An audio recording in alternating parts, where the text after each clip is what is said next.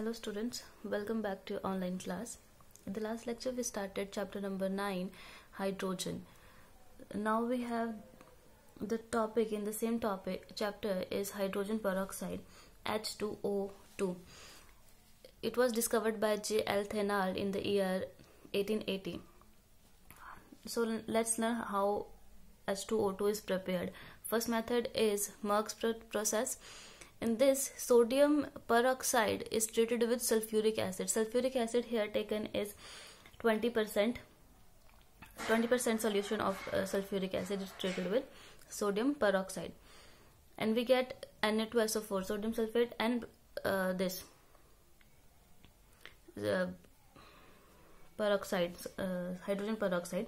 In this case, Na2SO4 ये precipitate, इसके crystals form हो जाते हैं और ये आपके पास लिक्विड स्टेट में ही होता है. तो इसको रिमूव करने पर आपके पास सिर्फ हाइड्रोजन पेरोक्साइड ही रहता है और ये बहुत ज़्यादा प्योर तो नहीं होता, पर ऑलमोस्ट 30% जो आपके पास हाइड्रोजन पेरोक्साइड ऑब्टेन किया जा सकता है इस मेथड से. Second method is using barium peroxide. Barium peroxide BaO2 ये हाइड्रेटेड है. 8H2O means hydrated barium peroxide. When it is treated with sulfuric acid, again we get precipitates of barium sulfate and hydrogen peroxide, and small amount of water is also obtained.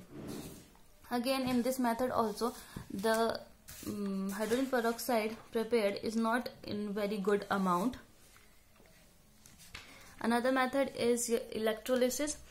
Sulfuric acid का electrolysis करवाया जाए अगर, तो आपके पास पर oxo disulphuric acid बनता है H2S2O8.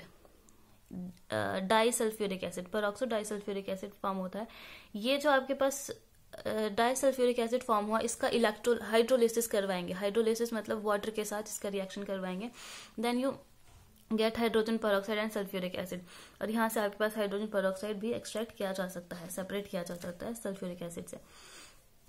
अब यहाँ पर कुछ ऑर्गेनिक कंपाउंड्स भी ऐसे हैं जो जिनसे हाइड्रोजन पेरोक्साइड एक्सट्रैक्ट किया जा सकता है, प्रिपेयर किया जा सकता है.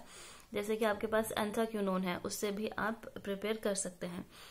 पर जितने भी ये मेथड्स हैं, इन सब में जो आपके पास हाइड्रोजन पेरोक्साइड फॉर्म हुआ है वो वाटर के हेल्प से या वाटर के साथ प्रिपेयर हुआ है, तो वो कॉन्सेंट्रेटेड नहीं होगा.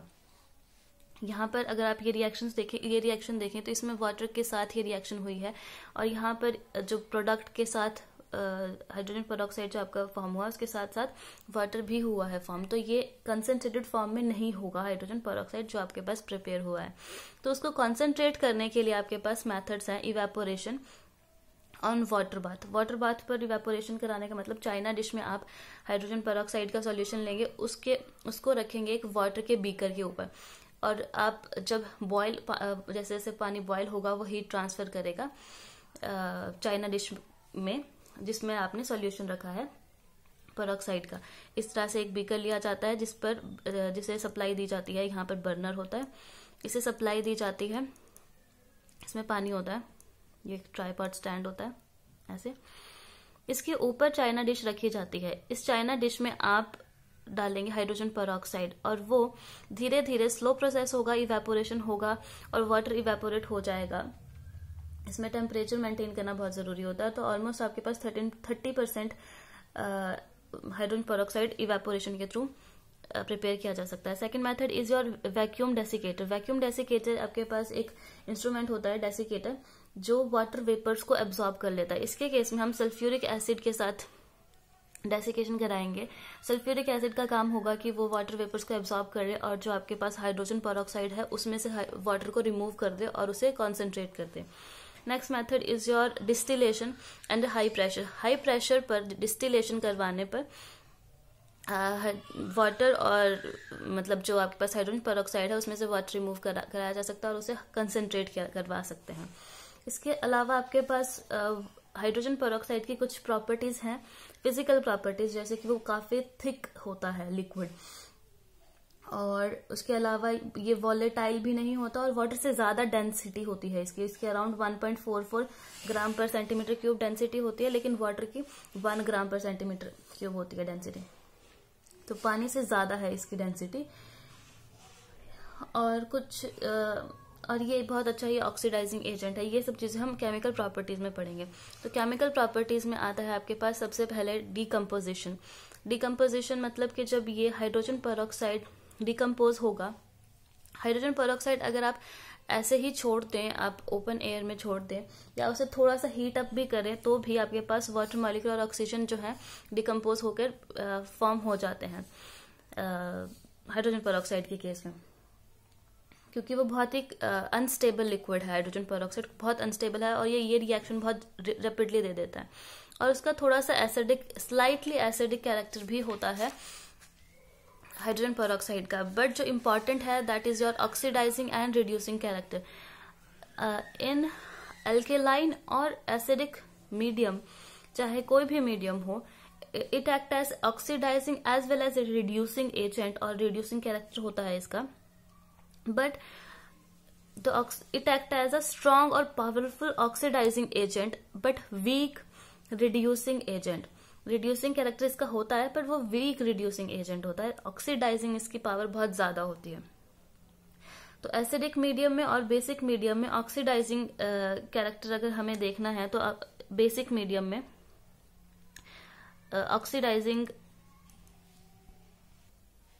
ऑक्सीडाइजिंग कैरेक्टर अगर हम देखें एसिडिक मीडियम में, हाइड्रोजन पेरोक्साइड इजीली इलेक्ट्रॉन्स ले लेता है। अब ये H पॉजिटिव इसलिए क्योंकि एसिडिक मीडियम है।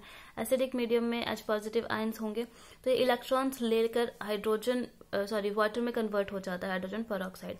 लेकिन अगर बेसिक मीडियम हो तो OH नेगेटिव आयंस होंगे, उसके केस में ये OH नेगेटिव आयंस में कन्वर्ट हो जाता है हाइड्रोजन पेरोक्साइड। तो इट एक्ट एज ऑक्सीडाइजिंग, इसकी ऑक्सीडाइजिंग कैरेक्टर बहुत पावरफुल होता है। तो किसी भी मीडियम में एसिडिक या बेसिक मीडियम हो, ये ऑक्सीडाइजिंग कैरेक्टर के तौर पर काम करता है। तो जैसे अगर आपके पास सपोज आपके पास कोई रिएक्शन है जिसमें Fe+2 है, तो Fe+2 को ये Fe+3 में convert, this is your ferrous and this is ferric. इसका नाम होता है फेरस और इसका नाम है फेरिक आयन। तो फेरस आयन को फेरिक आयन में कन्वर्ट करा जा सकता है easily with the help of hydrogen peroxide. ये रिएक्शन हाइड्रोजन पेरोक्साइड के साथ अगर हम करवाएं, फेरस को फेरिक में कन्वर्ट किया जा सकता है। ऐसे बहुत सारे रिएक्शंस हैं जिसमें ऑक्सीडाइजिंग एजेंट के तौर पर ये काम करता है। और सिमिलरली ये रिड्यूसिंग एजेंट के तौर पर भी काम करता है, लेकिन ये उतना ज्यादा स्ट्रॉन्ग रिड्यूसिंग एजेंट नहीं है जितना स्ट्रॉन्ग ये ऑक्सीडाइजिंग एजेंट है। इसके अलावा इसकी बहुत इंपॉर्टेंट प्रॉपर्टी है, वो है ब्लीचिंग की। Fourth is your bleaching cloth की ब्लीचिंग हो, हेयर की ब्लीचिंग हो, फैदर की ब्लीचिंग हो, इन सब के लिए हाइड्रोजन पेरोक्साइड का यूज होता है। हाइड्रोजन पेरोक्साइड बहुत इजीली वाटर और नेसेंट ऑक्सीजन फॉर्म करता है। This because of the presence of this nascent oxygen इसका ब्लीचिंग एक्शन होता है। तो जो भी आपके पास कलरिंग मटेरियल होगा या मैटर होगा, उसको ये कलरलेस कर देगा। उसका कलर इस नेसेंट ऑक्सीजन की वजह से वो कलरलेस हो जाएगा। कोई भी आपके पास कलर्ड मटेरियल है, कलर्ड मैटर, उसमें ये नेसेंट ऑक्सीजन उसे कलरलेस कर देगा। और because of the presence of this nascent oxygen ये अच्छा और स्ट्रॉन्ग पावरफुल ऑक्सीडाइजिंग एजेंट भी है। इसका यूज होता है ब्लीचिंग एक्शन, इसका हम देख सकते हैं वूल या क्लॉथ या सिल्क की ब्लीचिंग में। कई लोग हेयर भी ब्लीच करते हैं, तो उसके लिए उसमें भी हाइड्रोजन पेरोक्साइड ही होता है। इसके अलावा इसके बहुत और भी कुछ एक यूजेस हैं इंडस्ट्रियल स्केल पे, और ये माइल्ड डिसइंफेक्टेंट भी है। आपका जो घरों में डिसइंफेक्टेंट के तौर पर भी इसे कई बार यूज किया जाता है।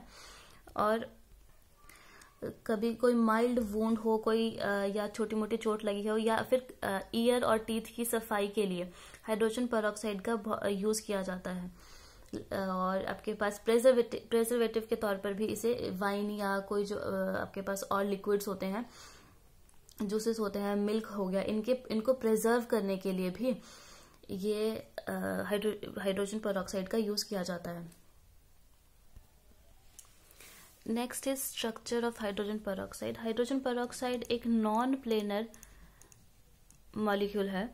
नॉन प्लेनर होने का मतलब है कि ये सेम एक्स, ये पूरा मॉलिक्यूल एक ही प्लेन पे नहीं होगा, इसमें दो अलग डिफरेंट एक्सिस होंगी. जो आपके पास ये OO बॉन्ड है, इसे कहा जाता है पेरोक्साइड लिंकेज. ये जो एक ऑक्सीजन और दूसरे ऑक्सीजन के बीच में जो बॉन्ड है, इसे कहा जाता है पेरोक्साइड लिंकेज, और इसी वजह से इसका नाम हाइड्रोजन पेरोक्साइड है. अब जो ये बॉन्ड है, इन दोनों बॉन्ड, ये हाइड्रोजन पेरोक्साइड गैसियस स्टेट में और सॉलिड स्टेट में, गैसेस फेज और सॉलिड फेज में, इसमें जो ये बॉन्ड एंगल्स हैं वो थोड़े से वेरी कर जाते हैं. गैसियस स्टेट में ये बॉन्ड एंगल ऑलमोस्ट 94-95 के अराउंड होता है, लेकिन यही बॉन्ड एंगल 101 डिग्री बन जाता है जब ये सॉलिड स्टेट में होता है. तो ये जो बॉन्ड एंगल और एक्सिस के एंगल है वो थोड़ा सा स्टेट पर डिपेंड करता है कि किस स्टेट में है हाइड्रोजन पेरोक्साइड, गैसियस फेज में या फिर सॉलिड फेज में.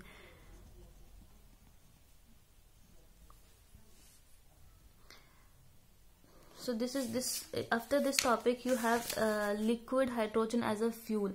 लिक्विड हाइड्रोजन फ्यूल के तौर पर कहाँ यूज किया जा सकता है. It is entirely theoretical part. उसके एडवांटेजेस और डिसएडवांटेजेस, क्या प्रॉब्लम आती है उसके साथ, you can go through it. If you find any queries you may ask.